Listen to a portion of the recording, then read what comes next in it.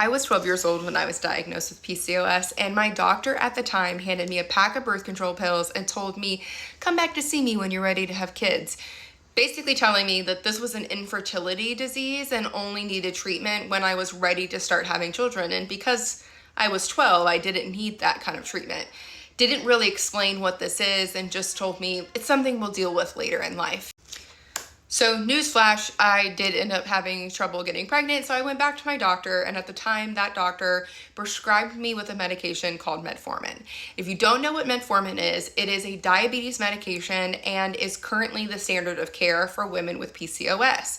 It is a medication that helps regulate your insulin and your blood sugar, and with women with PCOS, because you're regulating that, it helps then regulate all of your hormones and you start having regular periods again, typically.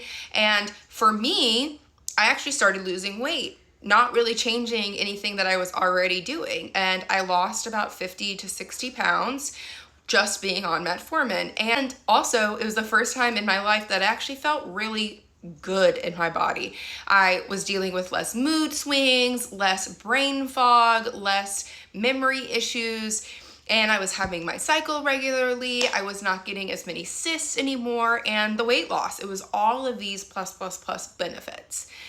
And of course, I ended up getting pregnant and had 2 beautiful children. Here's where the story starts to go off the rails. After I had my children and my husband had a vasectomy, I was done having children. And my doctor said, great, so we'll take you off the metformin. What do you mean you're taking me off the metformin? Well, metformin is to treat your infertility disease and you no longer want to be fertile, so we don't need to continue to treat this.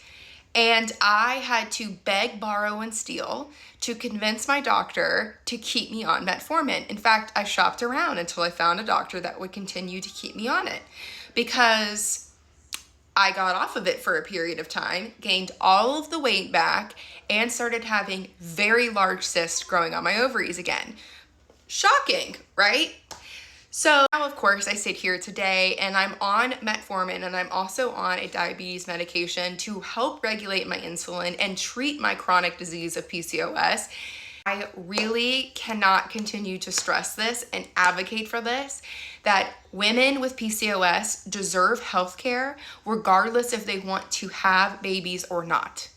This is not an infertility disease. This is a chronic disease, and we deserve treatment whether or not we want to be a vessel for a child. Okay? Okay.